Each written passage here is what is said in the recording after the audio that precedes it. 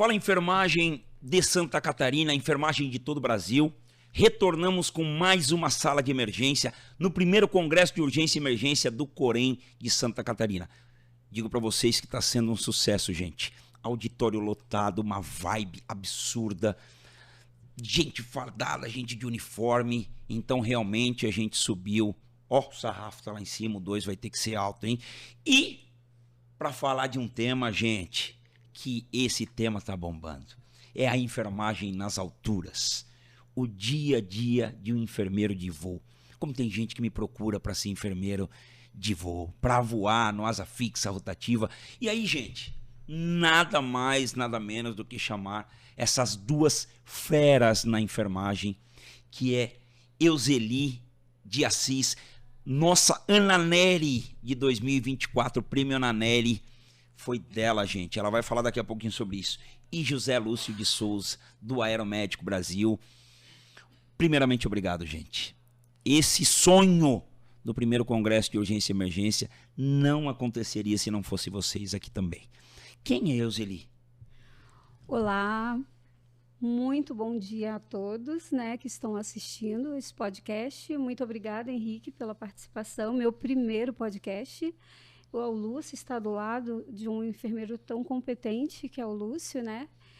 Então, Euseli é uma ex-atleta, né, formada em 2005 pela Universidade Federal de Santa Catarina.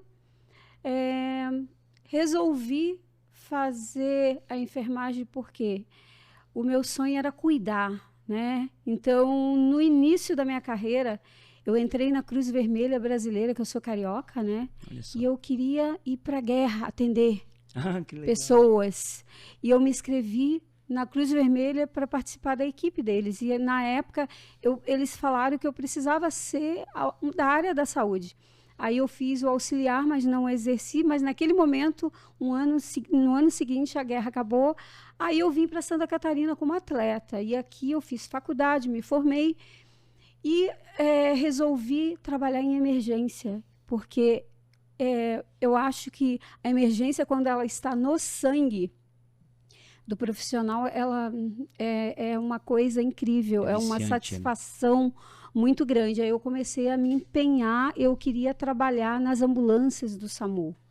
Então, eu trabalhei em Lages por 3 anos, me formei. Eu digo que quando a gente se forma, a gente tem que se preparar para ir para a rua. Porque dentro de um hospital a gente aprende, né? Mas no pré-hospitalar é você e o médico e o socorrista, que é o condutor, né? Então você não tem a quem pedir ajuda, você tem que fazer, tem que atender. E eu fui para o SAMU de Lages, trabalhei por 3 anos, né? E em 2010 eu passei no concurso público do Estado e hoje eu trabalho na emergência do Hospital Infantil, né, Joana de Guzmão, que é uma referência com paciente grave, pediátrico, mas o meu sangue está no pré-hospitalar.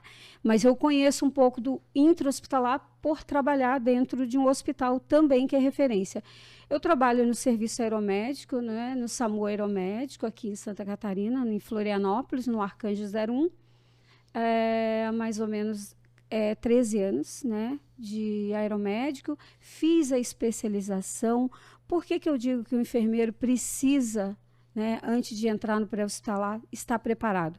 Porque eu fiz tudo o que eu precisava. Quando eu fui trabalhar na rua, eu senti que eu precisava mais, aprender mais, porque eu estava lidando com vidas. Então, ali, eu comecei a fazer a especialização na área de emergência. Aí eu queria trabalhar no aéreo. Eu falei, agora eu vou trabalhar no aéreo. Eu sou muito desafiadora. Minha vida toda foi desafiar. Atleta, né? O atleta competitiva, né, Euseli? Competitiva. Eu tenho uma competição saudável. Eu quero, assim, que todos alcancem tudo que eles almejam. As pessoas, quando têm determinação, elas precisam alcançar o que elas pretendem, né? Porque o desafio, ela faz parte do ser humano. É o desafio de querer fazer o melhor. E desde então, né, fiz a especialização no serviço aeromédico e hoje trabalho no serviço aeromédico. Adoro trabalhar com criança. Eu digo que o pessoal que trabalha comigo fala, trabalhar com criança só contigo mesmo, porque ninguém gosta. Porque emergência pediátrica é muito complicada. Complexa, né? Mas a gente precisa ter profissionais que queiram fazer, a gente vai atender. né? E a gente precisa atender.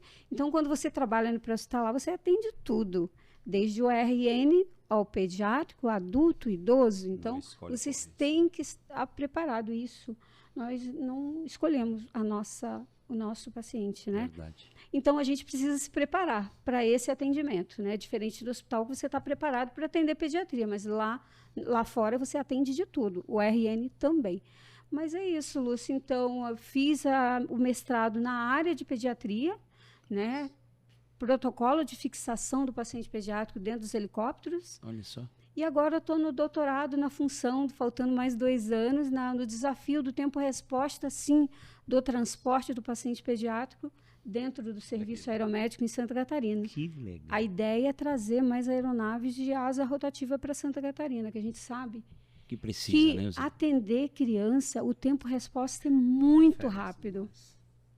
Né, Lúcio? Você também trabalha com criança lá, a gente sabe que a criança ela não aguenta esperar. Entendi. Ela tem que chegar rápido. Ela precisa do profissional que vai atender. Então, a gente precisa ter mais aeronaves que têm um deslocamento mais rápido, né? Então, é isso. A minha vida toda é em função de querer aprender, querer melhorar. E a gente não sabe tudo. Quando a gente fala assim, eu sei tudo, aí mora o perigo. Que aí ele não tem vontade de aprender outras coisas novas. A gente nunca sabe nada. É o risco de dar qualquer problema, né? É o início com certeza.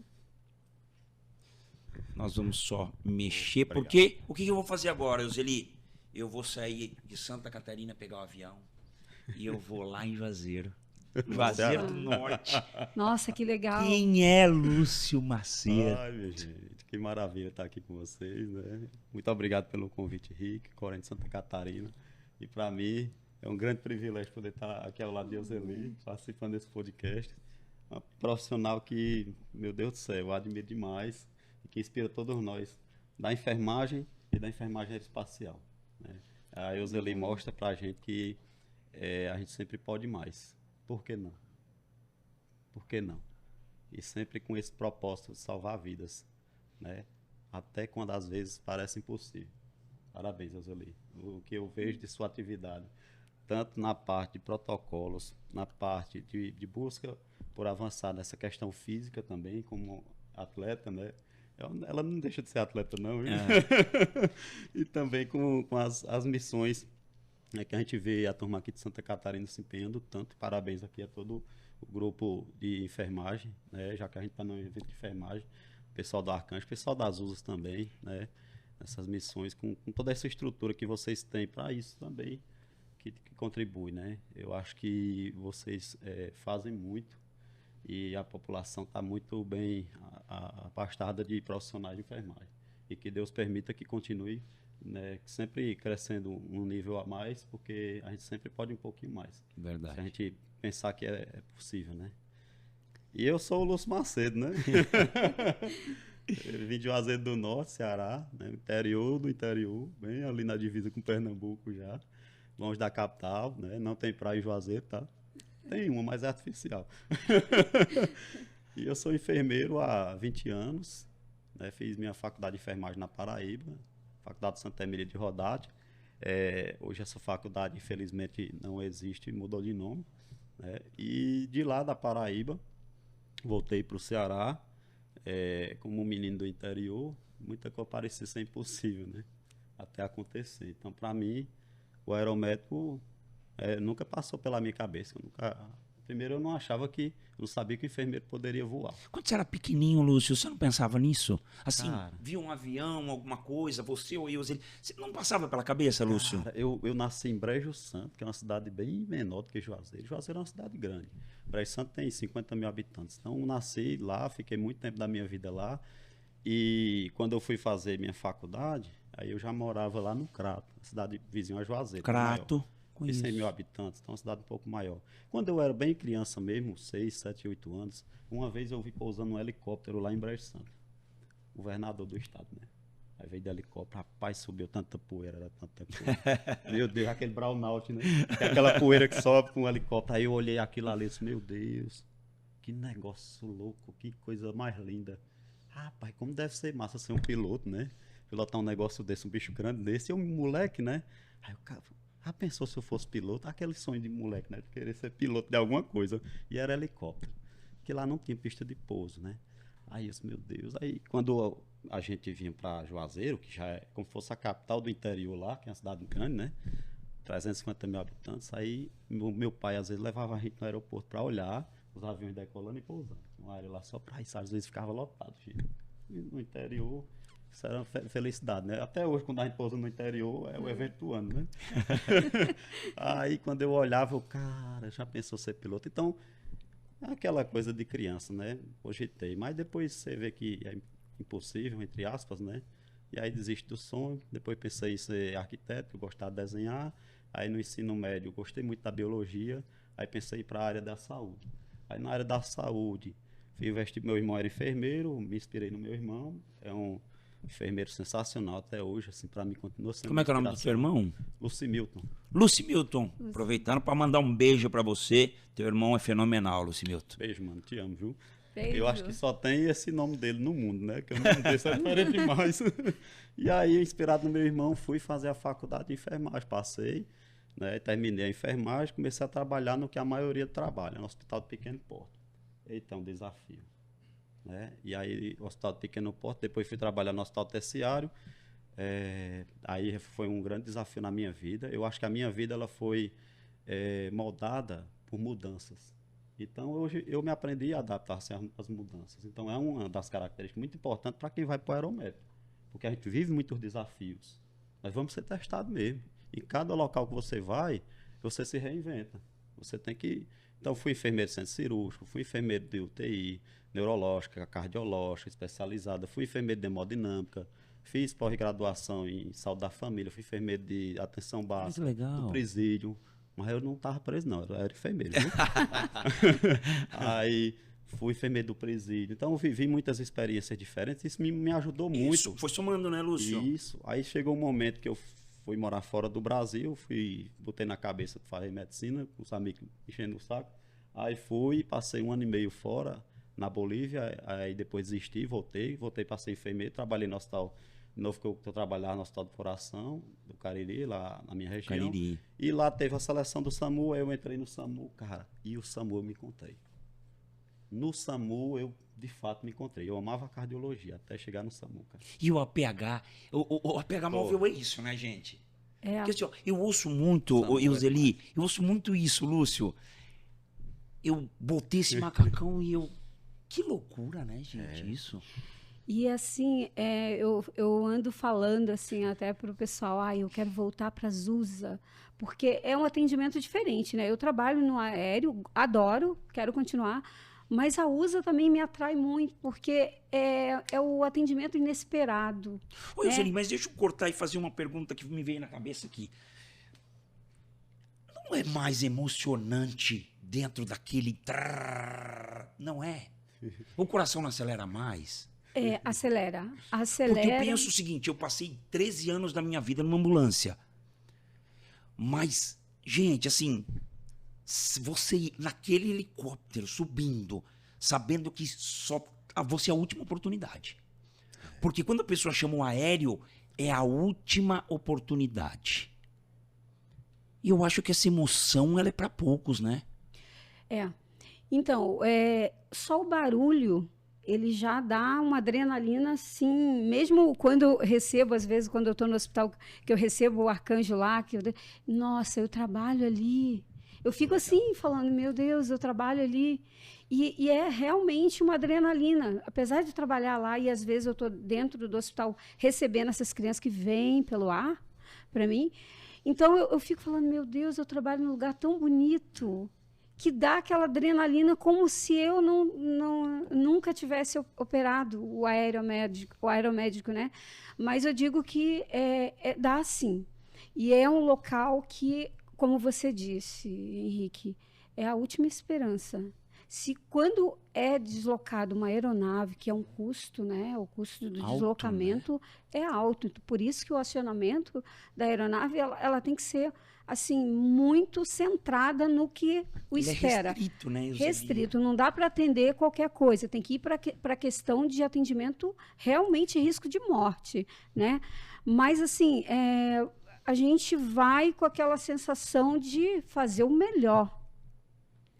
É uma sensação parecida com a das USA terrestre, só que a gente chega pelo ar e a Sim. gente não tem obstáculo de sinal, de quebra-mola. O acesso em tese é bem mais rápido. E às vezes você tem o obstáculo de não ter onde pousar e você quer chegar rápido no local, igual um vídeo que rola, né? Eu subi no Morro da Coroa, que aquele foi desafiador. Apesar de eu ser atleta, né, aguento, sim, treino, porque o profissional que trabalha, independente no aéreo ou no terrestre, ele tem que ter um preparo físico. Porque o desafio que nós enfrentamos de não conseguir pousar no local ou de uma USA não conseguir, por exemplo, uma USA tem local que ela não consegue chegar, que é a ambulância. O helicóptero consegue chegar. Mas naquele local, às vezes que o helicóptero pousa, a gente precisa deslocar, carregando tudo. E é o tripulante, o médico e o enfermeiro. Então, o médico e o enfermeiro é uma coisa que eu bato sempre na tecla, sabe, Lúcio e Henrique? Uhum. O profissional, ele precisa estar preparado fisicamente. É verdade, Euseli. No pré-hospitalar, não dá para... Euseli, e até na aeronave, é uma pergunta que eu vou fazer para vocês dois.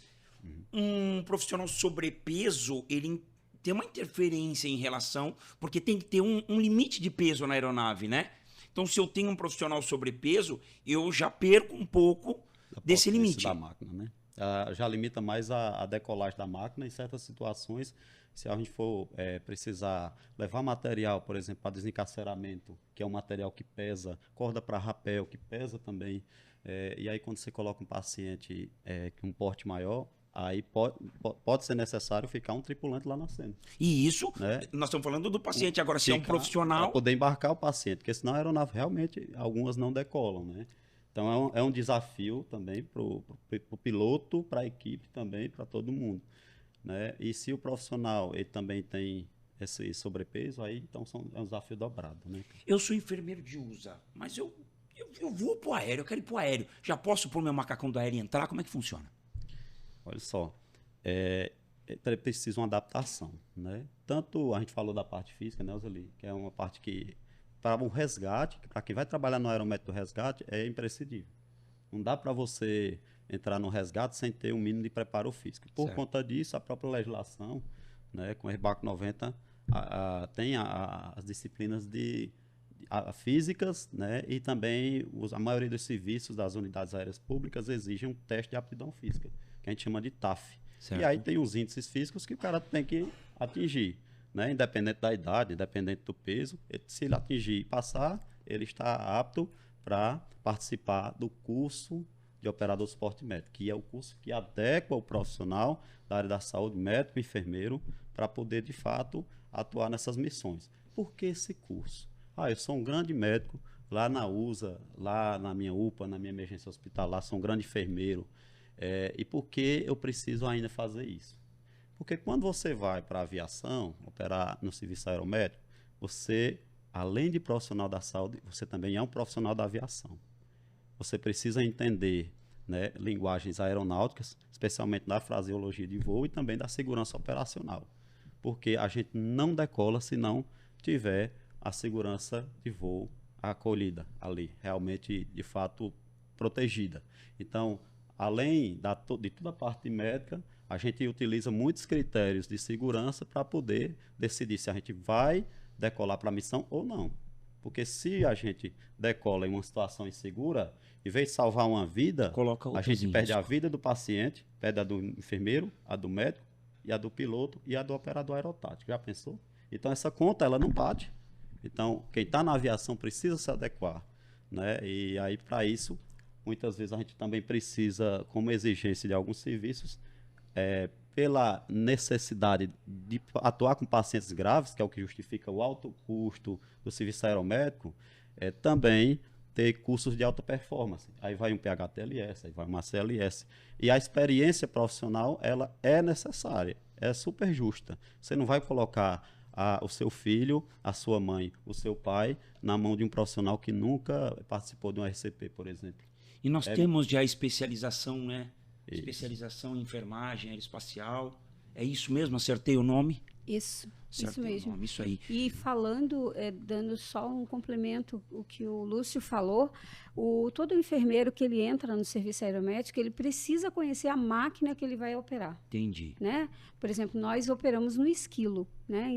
No Arcanjo. Ah, entendi. Tem outros diferença. aeromédicos que trabalham, né? A aeronave que você trabalha lá no Ceará é Esquilo também. Também. A gente Também. tem Esquilo, S145, H135 Isso. e H130. E o enfermeiro, ele precisa ter um preparo, médico também, não só o enfermeiro, médico também, né? Também. E a gente precisa operar com o código ANAC, né? O código ANAC, ele é muito importante, porque o código, né, que, por exemplo, eu vou fazer uma missão aeromédica com avião, né? Que a gente opera aqui em Santa Catarina, tem dia que a gente está no asa rotativa, que são os helicópteros, e outro dia a gente está no avião, que são asa fixa. O nosso código ANAC é sempre pedido no final da missão. Então, o enfermeiro que entra no serviço, além do preparo, curso de operar naquela aeronave, ele precisa fazer o código ANAC dele, né? Porque nós somos considerados, nós somos a unidade aérea pública, né? Não sei como é que vocês chamam lá. O médico, o enfermeiro, ele é passageiro, né? Ele não é considerado tripulante, né? Um tripulante, né? Então mas a gente precisa ter esse código ANAC, porque se acontece algum acidente, né? Quais os tripulantes que estavam na aeronave? Piloto, médico, no caso o avião são 2 pilotos, médico, enfermeiro e às vezes o paciente, né? Quando a gente está voltando com o paciente da missão. Mas falando em abordar essa questão de treinamento, é muito importante, né? É o treinamento que a gente faz para o tipo de aeronave que nós vamos operar. Mas por ser essa situação que eu perguntei para vocês, porque realmente, né, ser a última esperança, então exige de vocês muito treinamento, muita exigência protocolar, muita coisa nesse sentido, né? Exatamente. É por isso que nós temos aí da própria legislação que vem do Ministério da Saúde, portaria 2048, né? Portaria que orienta o que o profissional de saúde que vá voar precisa se adequar à aeronáutica. Tem uma carga horária mínima exigida, que tem que ser cumprida, né? E claro, é mínima. Então, a unidade aérea pública ela pode moldar essa carga horária para cima da forma como ela achar pertinente, né? Porque, por exemplo, tem serviços onde o enfermeiro e o médico vão atuar com bombeiros, tem serviços que vão atuar com a polícia militar, tem serviços que vai atuar com a polícia civil, tem serviços que vai atuar só a equipe do SAMU. Né? Então, o Brasil ele tem essa realidade. E tem serviços como o que eu atuo, na CEOPAER do Ceará, que atua todo mundo junto. Né? É uma coordenadoria integrada de operações aéreas, de CEOPAER Ceará. Lá a gente atua com todo mundo junto. Polícia Civil, Polícia Militar, bombeiros militares e SAMU. Nós, do SAMU, chegamos por último, né? Que o serviço aeromédico nosso lá é recente, começou em 2014. E eu sou da segunda turma de 2016.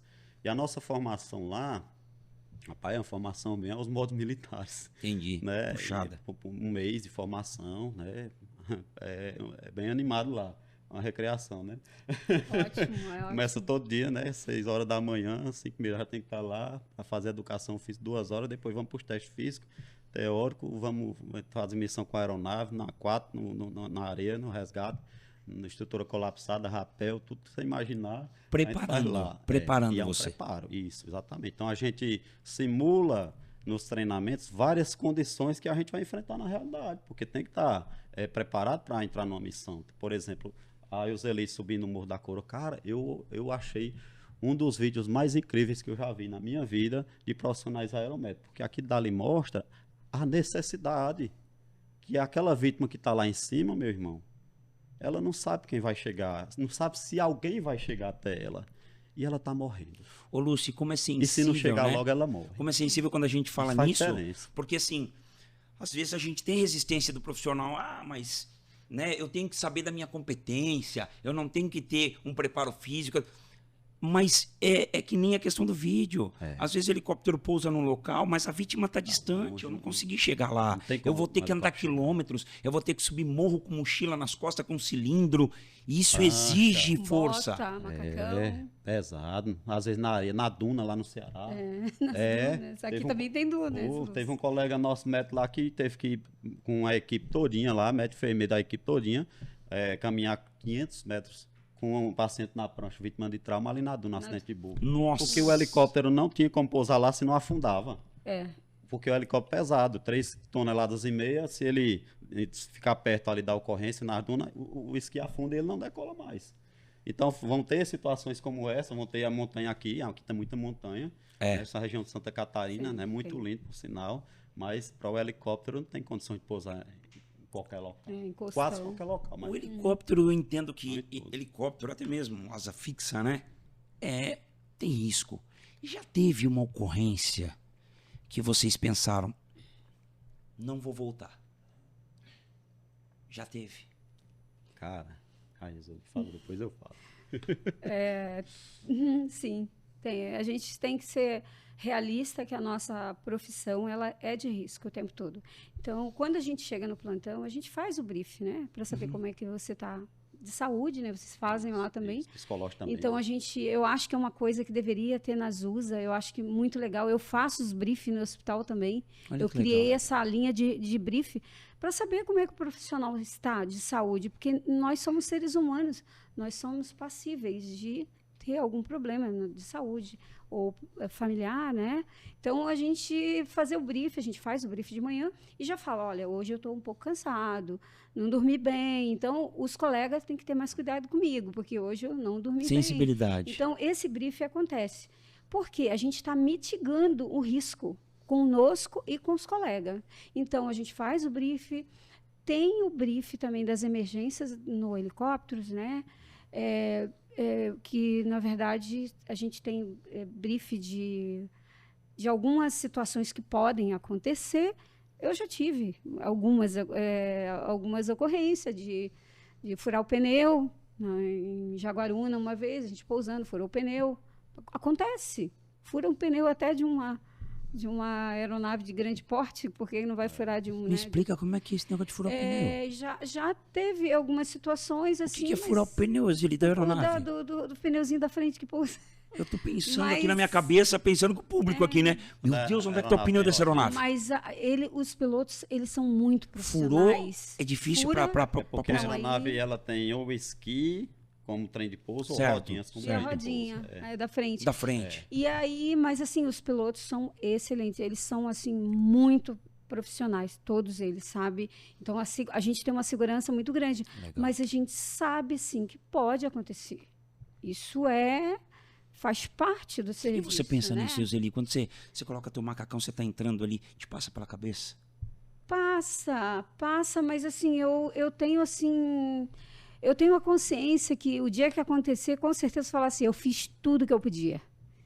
Né? Então, eu acho que até a gente fica emocionada, mas eu acho que é isso, a nossa vida, né? É. Lúcio, Rapaz, eu já passei por algumas situações, né? Aí no início, pelo desconhecimento, depois quando a gente vai tendo experiências, aí a gente olha lá para trás, rapaz, me assustaram com tanta coisa besta que hoje é normal, mas que depois a gente tem risco de passar por alguma situação. O cara que disser que voou e nunca aconteceu nada, ou nunca teve medo, ele tá mentindo. Pode ter certeza. Por melhor que seja a equipe, por melhores que sejam os comandantes, por melhores que sejam os protocolos. Quando o Coronel Sawak, que é nosso grande comandante lá da base de Juazeiro, que hoje está na reserva, ele sempre dizia, olha, a partir do momento que a gente decolar, subir 1 metro, nós já estamos correndo risco. Na verdade, nós já estamos correndo risco antes de decolar, ali na hora que está começando a girar. Então, a gente nunca sabe se vai, nunca tem certeza se vai voltar para casa, mas todo mundo aqui vai trabalhar em conjunto para que a gente consiga voltar. Então, a gente precisa realmente estar bem, fisicamente, psicologicamente, fazendo o brief, né? Nesse brief que a gente conversa ali. E aí a gente passa por situações, por exemplo, primeiro mês de serviço, meu amigo, a gente foi para uma ocorrência noturna, numa cidade lá que a gente tem turbina, helicóptero de turbina, voa à noite. Cara, tava chovendo, meu irmão, a gente passava dentro da nuvem, eu Nunca tinha passado dentro da nuvem, ainda mais à noite, né? Eu olhava só branco, branco, e aquela luz verde de um lado, vermelha do outro, do helicóptero piscava e candeava lá na nuvem. E meu amigo deu um raio lá, um raio passou, eu pensei que tinha caído no helicóptero, passou do lado assim, Clareou tudo. Clareou tudo. Aí eu, novato, né? Olhei para um marro antigo lá na frente, o tripulante, para ver se ele ia ter medo. Se ele não tivesse medo, eu ia ficar tranquilo. Quando eu olhei, o tripulante marro antigo, ele... Aí depois eu fiquei desse jeito também. Eu digo, será que nós vamos morrer agora? Aí eu fiquei, cara, vocês viram o que eu vi aqui, tá todo mundo bem. Aí o comandante bem tranquilo, acho que ele já passou por isso outras vezes, certeza. Tô tranquilo, Doc. Os comandantes chamam o médico enfermeiro de Doc, né? Aí por quê? Eu digo, oxe, comandante, o senhor não viu não? O clarão danado que deu aqui, foi um raio que passou aqui do lado. Eu digo, caraca. Aí fiquei, primeira vez que eu tive um susto grande, né? E de outra vez que eu tive um susto grande, cara, a gente tava pousando na final no aeroporto Fortaleza, levando paciente Juazeiro, 500 km lá, quase 2 horas de voo.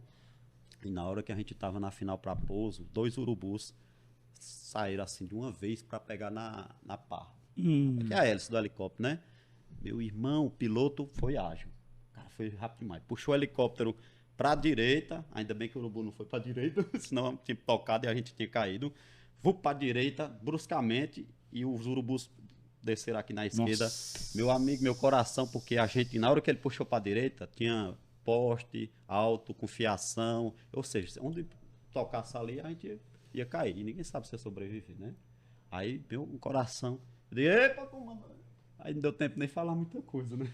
Depois o comandante, não, tá tudo bem. Vamos pousar em segurança, não se preocupem não. Aí já tava, meu amigo, meu coração, acho que foi 180 ali na hora. Eu imagino. Só lá porque eu não tinha disposição. Mas então, foi pesado. Né? E, gente, eu acho que eu fui quase táxi por ali, viu? uma pergunta que eu queria fazer para Tive vocês. medo.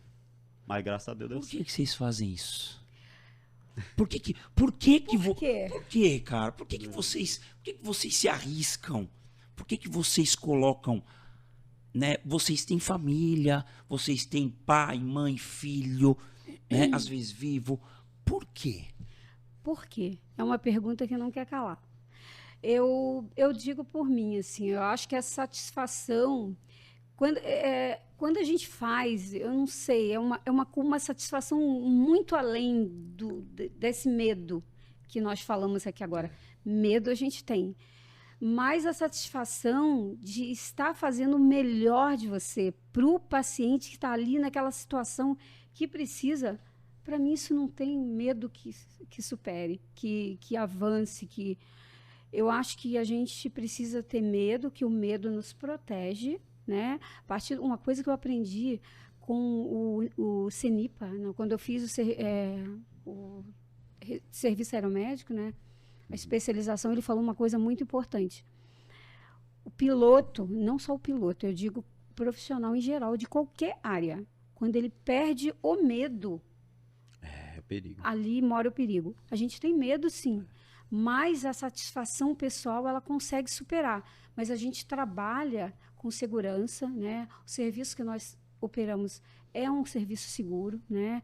Então, a gente sabe que a qualquer momento pode acontecer, como aconteceu em Minas. Foi uma pergunta que eu fiz no congresso da Abraero, né? Que eu acabei fazendo essa pergunta porque foi uma situação que comoveu, na época, todo o Brasil. Aquele acidente do helicóptero que não voltou. Estava médico, enfermeiro, então aquilo ali abalou muito a gente. No dia seguinte, você pensa assim, pai, amanhã estou de plantão. Mas não vem esse medo, tipo, eu estou de plantão e deu um acidente ontem. Aí eu imaginei, eu perguntei até o coronel, o que estava dando a palestra lá, qual é a sensação da equipe trabalhar no dia seguinte depois de um acidente daquele? Porque a gente se imagina aqui. Se acontecer com a gente, o que a gente vai fazer? Todos nós somos vulneráveis. Né? Nós somos Todos, vulneráveis até sem dentro exceção. de uma USA, né? A gente já perdeu muitos Colegas, profissionais dentro de uma USA, com choque, dependendo do impacto ali do acidente, a chance de morte é grande, do condutor, do médico, quem estiver na frente, ou a ambulância toda com o paciente. Mas a gente sabe que o serviço de emergência, a gente corre risco. É diferente de eu estar dentro do hospital, aconteceu um acidente. É diferente. Eu sei que é um local controlado, E no pré-hospitalar, seja ele em geral, não é controlado. Mas o aéreo é um mais risco ainda, que a gente sabe que pode falhar alguma coisa. Então, quando a gente sai de uma manutenção de aeronave, todo mundo tem medo. A aeronave ficou 6 meses baixada. E agora você é a primeira equipe... você não tem essa sensação, Lúcio? Tem. Aí agora essa equipe é a primeira Você que logo vai... a gente vai testar. Mas eles fazem o teste, né? Antes de começar o serviço, eles fazem vários voos para saber se a aeronave está tudo certinho, se as pás estão colocadas, que às vezes trocam as pás, né? Do helicóptero, né? E aí a gente fica pensando, não, foram feitos vários voos de treinamento, mas a gente sabe, né? Uma hora pode acontecer alguma coisa, né? Não sendo no serviço ou em outro local, né? Um acidente, um carro, uma morte. Mas a gente pensa assim, o medo é que eu vou estar falando assim, a Euseli fez tudo que ela podia, o Lúcio fez tudo que ela podia e morreu feliz. Eu acho que é essa sensação, eu acho que você vai ter, né, Lúcio? Quem trabalha, eu acho que é uma morte feliz, sabendo assim, fiz tudo que eu podia. É igual o pessoal que morre voando, né? Ele era apaixonado por aquilo, então a vontade de voar, ela tem que ser maior do que o medo de cair. Essa é uma frase que a gente usa muito na aviação, né? Justificando o porquê. O porquê disso. Medo, todo mundo tem que ter. É como a Euseli falou, se o cara deixar de ter medo, é o fim dele ali, entendeu? Então, assim, ele não pode ter essa visão. Senão ele não voa. Né? E aí ele não trabalha, de fato. A questão é que a gente, mais do que isso, penso eu também, é um propósito, né? Eu acho que quem vai para o SAMU, quem vai para a emergência hospitalar, quem vai para o aeromédico, cara, tem que ter, antes de qualquer coisa, amor por aquilo. Se você não tiver amor, não deslancha, né? E uma frase que você usa que eu acho sensacional a emergência não é lugar para amadores. É lugar para quem quer, de fato, fazer a diferença na vida das pessoas. Porque essa nossa missão, ela é árdua. Ela vai exigir muito da gente. Que você continue estudando, se atualizando, continue se dedicando, continue comprometido com a vida diante de qualquer situação. Né? E vai exigir físico, psicológico e controle emocional. Meu irmão, o que a gente vê, o que a gente passa, o que a gente faz, nem tudo está na televisão, nem tudo está no Instagram, nem tudo está no vídeo. Não. É verdade. E a gente tem que estar ali, continuando a nossa missão. Já voltaram para a base chorando? Sim. A gente chora, né?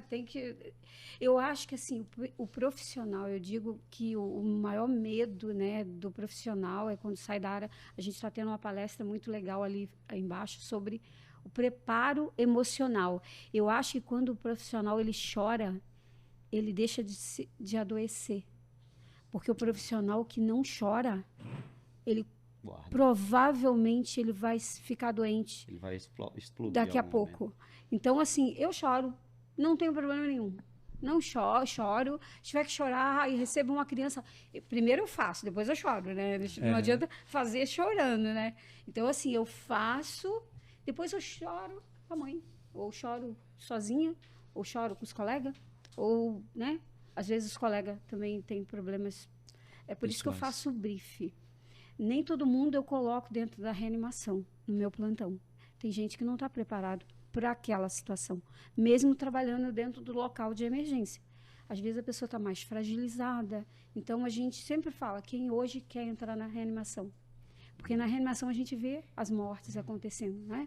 Então, a gente vê as crianças chegando grave, falando no intra-hospitalar. Então, assim, eu tenho que cuidar do profissional que está ao meu lado. E o colega tem que cuidar de mim, tipo, um cuidando do outro. Mas 4 olhos, né? Eu digo que se a gente não chorar, você está guardando uma coisa. É tão bom chorar, aquilo né? vai trancando, eu acho bonito. Eu gosto de ver homem chorando. Mulher chorando assim por alguma situação, aquela fragilidade, aquele abraço que você dá no colega que está chorando, isso aí é muito importante. Isso aí você está evitando uma doença mais tarde. Verdade. Aí tu vai para a aposentadoria, a Euseli agora está com depressão, porque ela viu um monte de criança chorando. Não, chora Guardou lá. muito, né? Chora lá. Mas a gente tem que fazer uma higiene mental. Eu digo que, graças a Deus, eu trabalho há anos na emergência, né? Mas eu não deixo me abalar psicologicamente. Sabe por quê? Porque eu descarrego os meus sentimentos na parte física. Vou dar minha corrida, eu saio de um plantão de 24 horas, às vezes 36 horas, eu vou correr. Pessoal, que loucura! Você vai correr depois de uma 24 horas, trabalhando numa emergência pediátrica, vai correr. Mas é o momento de você jogar para fora as coisas. Então, eu estou sempre bem comigo. Eu sou muito calada, quietinha, assim, mas eu estou sempre bem de espírito, porque eu faço uma lavagem mental na minha vida, nos meus dias. Se tem alguma coisa que te fez mal, eu jogo na atividade física, seja ele dentro da corrida, seja ele pedalando, em alguma situação. Por isso que o profissional da área de saúde, ele adoece bastante, sim, mas ele tem que ter consciência que ele tem que fazer um autoatendimento dele. Ele não pode atender doente. Verdade. Ele não pode adoecer. A gente sabe que nós somos seres humanos, pode acontecer, mas a gente tem que mitigar bem, né? Essas possibilidades são grandes, isso, né? A gente trabalha com emergência, a gente sabe que são grandes a possibilidade do profissional da área da saúde ter problemas mentais, né? Aposenta com depressão, aí aposenta, vai lá, né? Tira a própria vida porque viu tanta coisa e não conseguiu limpar a cabeça dela. Não conseguiu chorar, né? Guardou. Conseguir chorar, chora. Explodiu da pior forma, né? Com depressão. Outras coisas. Se a vítima lá no local tivesse um ponto de comunicação com vocês lá na base, o que vocês diriam para ela? Calma, nós estamos chegando. A gente vai te salvar. Não se preocupe. Dependendo do que você está passando, a gente vai chegar. E o mais duro, assim, quando a gente vai para uma ocorrência, é a gente encontrar alguém muito próximo.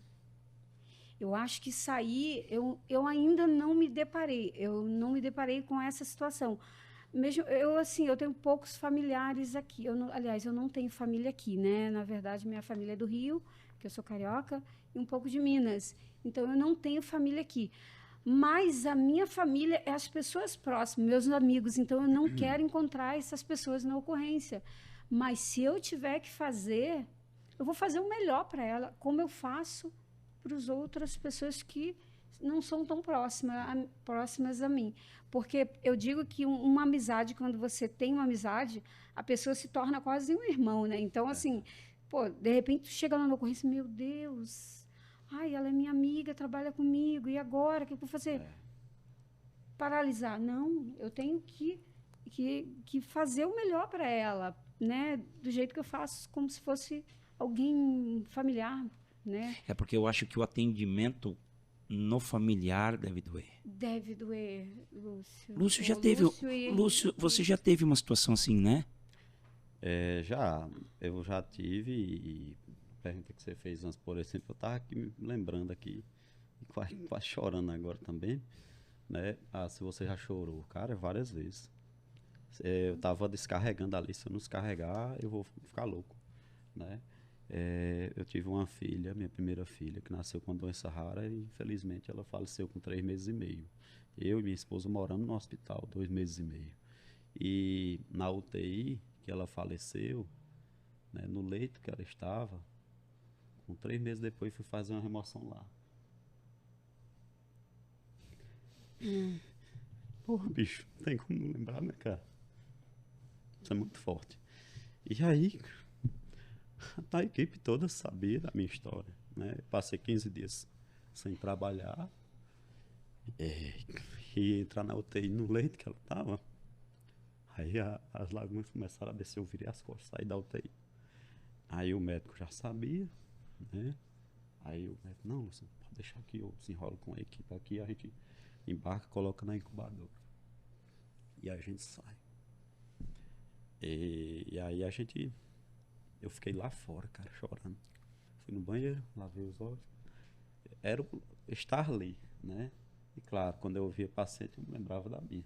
Era o sonho da minha vida, né? E aí depois que a gente saiu da UTI, me restabelecia, a gente conseguiu cumprir bem com a missão. Mas voltar àquele local, passar esse filme, cara, é muito impactante, sabe? Então, é só uma das, já tivemos outras, mas essa foi uma das que mais me impactou, talvez a que mais impactou mesmo. Porque antes de ser um bom profissional, a gente tem que ser um ser humano empático, né? Eu sei que a gente é técnico, não tem que procurar ser frio, mas você não pode ser desumano. Né? Então, frieza do profissional para a área da saúde é diferente de ser desumano, tá? Então, como humano, vai ter momentos que a gente vai chorar mesmo. E é melhor que chore, né? Porque quando explode isso, a gente pode ter uma repercussão pior do que o normal, né? Tem gente que tira a vida, né? Então, melhor a gente aliviar e ter essa válvula de escape mesmo. Alguns choram, outros fazem atividade física, outros vão comer, outros vão tomar café. Então, Lúcio, cada um do seu jeito, né? E você hoje sendo, né, essa referência que você é no aéreo para tanta gente no Brasil, o que você falaria para aquele menininho lá, pequenininho, vendo o helicóptero pousar? Porra, bicho, tu pegou pesado. Cara, pra mim aquilo ali era impossível, né? Então já começa aí. Um menino que nasceu pobre, numa cidade do interior, do Nordeste, não tinha nem serviço de operações aéreas nessa época lá, né? Era uma aeronave VIP, né? Não tinha serviço da polícia do aéreo. Como é que vai acontecer isso, meu irmão? Vai. Então, assim, quando eu entrei no SAMU, que foi minha grande paixão, né? Que eu sou SAMU ainda, no SAMU pelo aéreo. Lá só tinha aeromédico na capital, e 2 anos só de aeromédico, então era pouco tempo. Então não tinha perspectiva de ter base no interior. Aí teve uma ocorrência que a equipe da capital veio para Juazeiro do Norte, e eu, como na USA, né, o médico que contou, a gente foi buscar a equipe no aeroporto para levar até o hospital onde um paciente estava, uma criança, né, por sinal, um bebezinho, um RN. E aí, quando eu tive o contato com a equipe, aí um dos operadores aerotáticos também era enfermeiro. Tinha um médico, enfermeiro e tal, e esse operador aerotático, vendo eu ali, ei, cara, tá vendo como é, pai, isso aqui? Eu sou enfermeiro também. Eu disse, cara, tu é enfermeiro? Sou. Aí ele, pô, que massa, bicho, teu enfermeiro tá voando aí. Mas ele não era o enfermeiro da equipe, ele era operador aerotático, ele é PM, que era enfermeiro. Né? Saudoso Flecha, infelizmente ele faleceu, né? Foi meu instrutor, grande profissional, cara. Ele praticamente foi quem abriu o serviço, né? Junto com o Dr. Paulo Arruda, que é o médico grande profissional que nós temos lá. E aí ele disse, cara, tem vontade não de vir pra cá um dia? Eu digo, oxe, como? Como? Não tem nem... Pergunta. Né? Aí ele disse, não, cara, se prepara, pode ser que abra a base no interior, quem sabe tu vai pra lá, pra Fortaleza. Ele já sabia que ia ter uma seleção aeromédica pro interior. Aí, como disse, né? Aí eu peguei, não cogitei, para mim era impossível. Quando foi na época da inscrição lá, pelo SAMU, foi uma seleção interna do SAMU. Na época eu era o patinho feio do SAMU, ninguém dava moral para mim, né? Aí todo mundo se inscrevendo, tu não vai não, vou nada, oxente, é só fera aí, eu perdi minha vaga já, pensei daí, né? E para você ver como a gente... Que eu ia dizer para aquele menino lá, acredita, pô, o não tu já tem, vai para cima. Porque o sim, tu pode conquistar. E se não conquistar, depois tu vai atrás do sim de novo. Tu tá vivo ainda, né? Então, o impossível era uma questão de referência.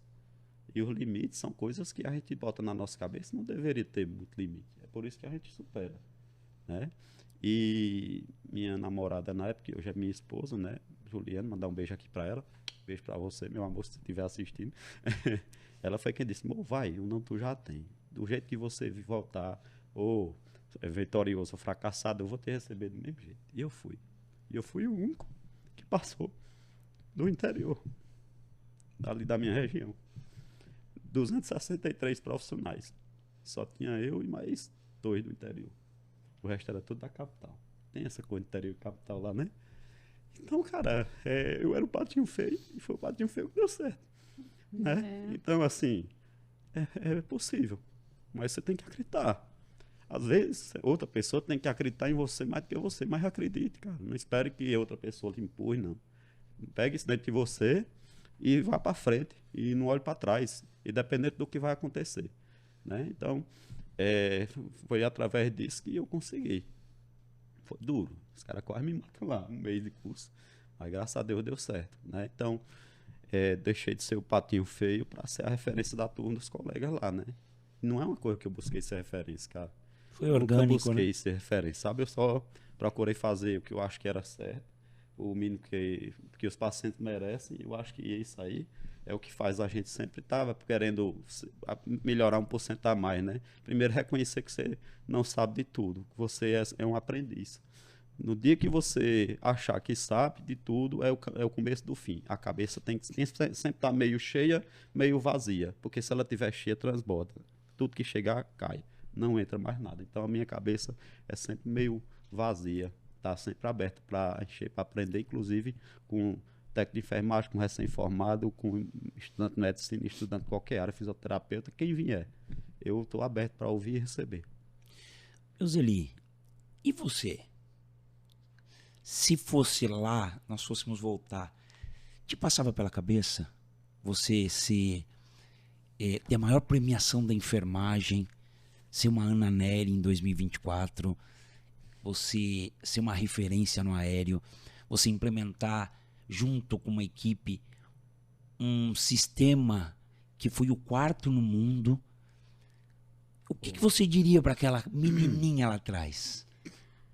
Então, todos nós temos uma história, né? Eu nunca imaginei, eu queria cuidar, como eu falei no começo, né? Eu sempre tive essa vontade de cuidar. Tanto é que na época da faculdade, como eu era atleta profissional, que eu digo assim, que eu representava o Brasil fora, né? Nas maratonas, nas meias, representei alguns mundiais. O pessoal na sala, eu recebi bullying dizendo assim, você tinha que fazer educação física, não enfermagem. Eu recebi algumas vezes essa palavra dentro da sala. E eu falei, não, eu quero cuidar, eu não quero ser profissional. Respeito muitos profissionais de educação física. Se eu não fosse enfermeira, eu seria uma profissional de educação física, eu gosto muito da educação física, mas naquele momento, como atleta profissional, eu queria ser enfermeira. E aí eu comecei a estudar, fazer faculdade, terminei e eu parti para a área da emergência. Como é que bateu a vontade de ir para o serviço aeromédico? Como a gente acaba tendo algumas barreiras, né? Às vezes, alguns serviços não deixam você entrar pela questão, não, você não pode entrar, né? Você não está preparada para isso. Eu falei assim, então eu vou me preparar. E aí, quando eu trabalhava em Lages, eu conheci a Michele Taverna, que eu a amo de paixão. É uma enfermeira. Michele, se você estiver vendo esse podcast, saiba que eu tenho uma admiração muito grande por você. Eu tenho uma admiração tão grande que você não tem ideia da profissional que é essa pessoa. Eu vi a Michele, eu dei apoio na ambulância, eu lá em Lages, 2 dias seguidos, de criança, olha só, pediatria. Eu não trabalhava com pediatria ainda. Eu não tinha passado no concurso ainda. De pediatria persegue. Persegue. Aí eu dei apoio na ambulância. 2 vezes fui no aeroporto lá de Lages, peguei a equipe que ela trabalhava, do aéreo, e fui pegar a criança. Eu vi a dinâmica dela ali, nas bombas. Ela fez tudo sozinha. Ela fez tudo. Eu falei, nossa, eu quero ser igual você. Mas essa vontade que quando a gente fala que quer ser igual ao profissional, não é inveja.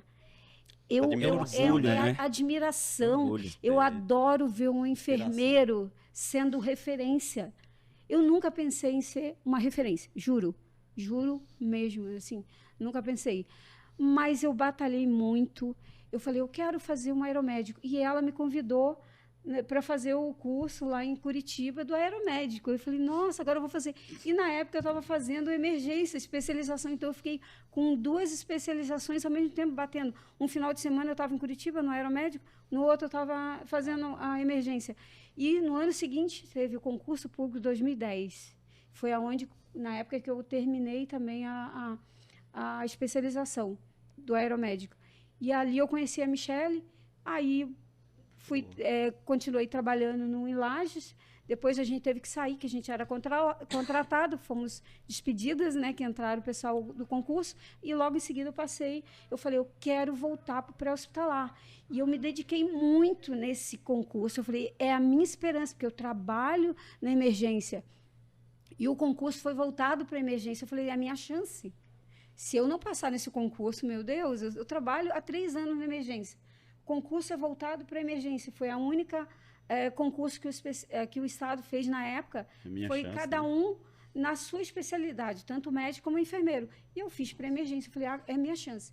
E eram 30 vagas, eu fiquei 20ª. Eu falei, é a minha chance, mas eu quero trabalhar no hospital de adulto. Fui parar no infantil, que adoro. Sou apaixonada por esse hospital também. Adoro trabalhar no hospital infantil. O pessoal fala, Euseli, você é a única enfermeira que até hoje não saiu da emergência. Eu só vou sair o dia que me tirarem. Não, que me tirarem, eu acho que não vão conseguir. Porque o concurso foi voltado para a emergência, né? E eu fui direto para o infantil. Específico, né? Adoro trabalhar com criança. Amo de paixão. E falando de referência, e eu comecei a estudar. Eu falei, nossa, eu quero aprender, ser igual aquela enfermeira que eu vi, a Michele. Né? E aí eu fiz curso, me atualizando. Eu busco muito atendimento. Eu busco muito leitura científica sobre atendimento de emergência. Principalmente uma aula que ontem até o Sérgio deu. Eu fiz o meu primeiro intraósseo Sérgio em São Paulo. Eu fui atrás porque a pior frustração do enfermeiro é não conseguir pegar o acesso venoso. É verdade, é verdade. É frustrante. É verdade. A gente fica ruim. No dia que eu me frustrei no pré-hospitalar, eu falei, não, eu preciso. E a gente sabe que quem salva o paciente não é a intubação, é o acesso venoso. Olha só. Se você não consegue fazer o acesso venoso, você tem que aprender de uma outra forma. Aí foi onde eu busquei a intraóssea. Estudo muito sobre intraósseo. Tudo que é dispositivo que sai hoje de intraósseo, eu vou atrás. Eu compro no meu dispositivo, adoro fazer treinamento com os enfermeiros, ensinar. Você é privativo seu, você tem que aprender. Você não tem o dispositivo, você tem que dar um jeito. Você tem que fazer o acesso, ser bom no acesso. A gente sabe que criança é muito difícil. Sim. Eu trabalho há 14 anos com emergência. Dentro do hospital, eu te falo assim, a gente tem uma dificuldade muito grande de comprar dispositivo. Hospital de referência, tá?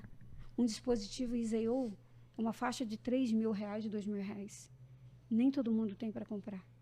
E você não tem um dispositivo. Hoje a gente tem a Gemixite, que eu botei no carrinho, que até o Sérgio falou ontem. Eu botei porque a gente não tem dispositivo. Eu consegui aquele que é da Mielo, que colhe Mielo, da Onco, e coloquei.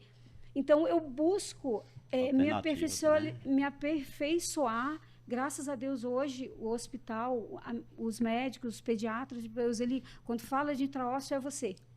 Tipo, me procura para saber qual é o melhor dispositivo. Eu dou treinamento lá para os médicos, para os enfermeiros, porque eu busquei através do Sérgio, que é uma grande inspiração para mim também.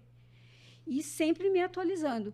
E esse prêmio, quando veio, você me fez chorar um monte, Henrique. Eu estava dentro da emergência do infantil. Quando você me deu essa notícia, eu falei, não, eu não acredito.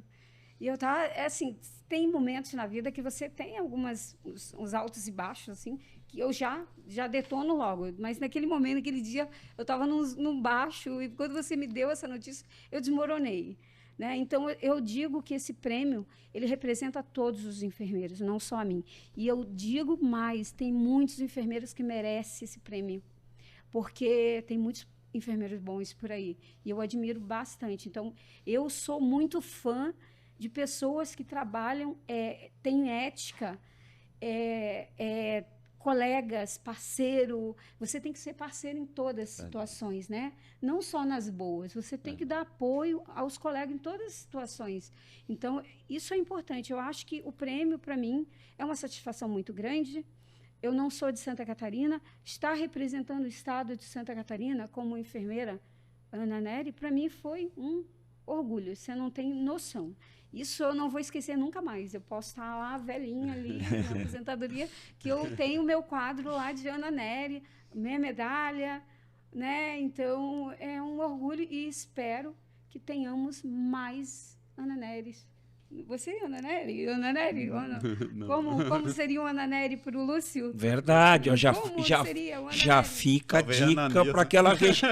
Como seria o Ana É Nery? prêmio Ana Nery, é para homem e mulher. Homem. Já fica Não a tem indicação para o Corém de lá. Pois Olha é, só, quem olha aí, sabe. Ceará, vocês têm um Ana Nery aqui É do lado. verdade, Eita. é uma referência. Uma referência. Responsabilidade grande. E é isso.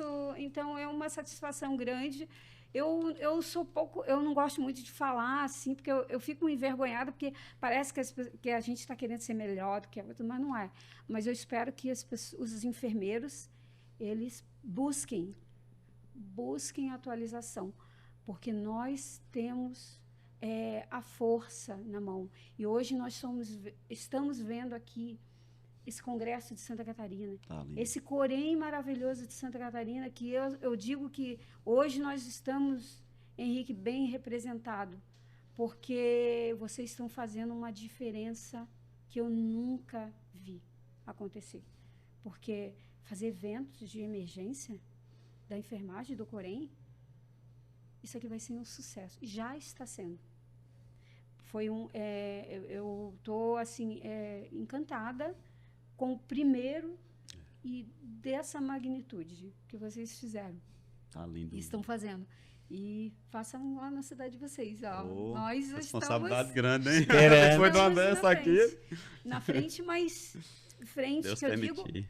espalhando essa sementinha que foi plantada aqui, né? semente, né, de a enfermagem, ela tem um poder, como você sempre fala, né? A enfermagem tem um poder muito grande nas mãos e não sabe. Ela tem um poder muito grande, então por isso que a gente tem que fazer bem feito. A gente precisa fazer acontecer. Então a gente precisa estudar, trabalhar. Não é só bonito botar esse macacão. Ai, que legal, teu macacão é bonito. Mas o macacão tem que ter alguém por trás que queira fazer o melhor, não só, eu vou desfilar com o macacão, agora eu vou trabalhar no aéreo. Não. Você tem que ter competência de querer fazer a diferença no atendimento, né? E sempre lembrar, aquele paciente pode ser um familiar meu, né? Você tem que atender aquele familiar como se fosse o seu. Não é Eu clichê. digo que lá no infantil o pessoal fala, Euseli, você nunca mudou o teu jeito de trabalhar. Você trabalha do jeito que você começou. Quando você começou, você trabalha no Vibração, né? Aquela vibração. Eu passo álcool. Uma vez lá no começo, me questionaram. Não, enfermeiro não limpa a cama. Não, mas aqui tem que limpar rápido, porque tem criança chegando, eu preciso limpar. Não, o técnico não. Quem disse? Eu trabalho em equipe. Enfermeiro tem que trabalhar em equipe. Enfermeiro tem que saber que ele não tem que andar só com prancheta dentro do hospital. Minha chefe hoje está aqui na emergência, no congresso, né? E eu sempre falo que o bom enfermeiro é aquele que tem a equipe do lado. Ele sabe manejar a equipe. Você tem que ser enfermeiro não só de delegar, mas de fazer. Até né? porque é um exemplo, né? Você Para toda a equipe, né? faz De técnico de enfermagem. junto. O enfermeiro precisa ser exemplo. Esse exemplo, né? Então, eu fui questionado hoje, não me questiono mais, porque eu faço do mesmo jeito que eu comecei. Eu aprendi a trabalhar em equipe no SAMU. Nossa. Que a gente trabalha em equipe no SAMU.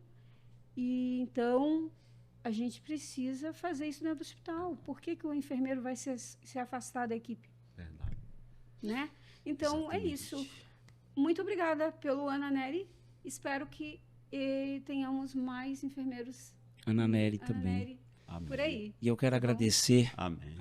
vocês dois, porque não teria o primeiro congresso se não fosse vocês. Que é Não isso. teria. Vocês são referências. E eu falo que a enfermagem tem que ter mais referências. E que vocês sejam essa chama que não apaga, né? Essa lâmpada que não apaga. A enfermagem precisa disso.